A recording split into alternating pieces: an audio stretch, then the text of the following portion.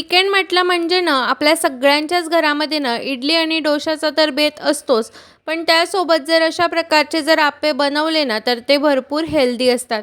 कारण की यामध्ये मिक्स डाळींचं प्रमाण जास्त असतं. तर हे जे आप्पे आहेत ना तर हे लहान मुलांना जर खायला दिलेत ना तर त्यांच्यासाठी खूप प्रोटीनयुक्त ठरतात कारण की डाळींमुळे. तर काय केलं सगळ्या डाळी आणि तांदूळ मिक्स करून घेतले. त्यांना छान 3 ते 4 पाण्याने स्वच्छ धुवून घेतलं आणि यामध्ये भरपूर पाणी घालून त्यांना भिजण्यासाठी 5 ते 6 तास साईडला ठेवून दिलं.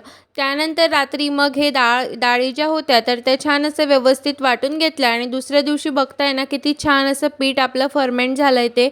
तर हे पीठ छान फर्मेंट झालं ना की आप्पेसुद्धा चवीला छान लागतात आणि एकदम घशात अडकल्यासारखे सुद्धा वगैरे होत नाही. जर तुम्हाला डिटेलमध्ये व्हिडिओ बघायचा असेल ना तर खाली दिलेल्या त्रिकोणावरती क्लिक करा आणि संपूर्ण व्हिडिओ नक्की पहा बरं का.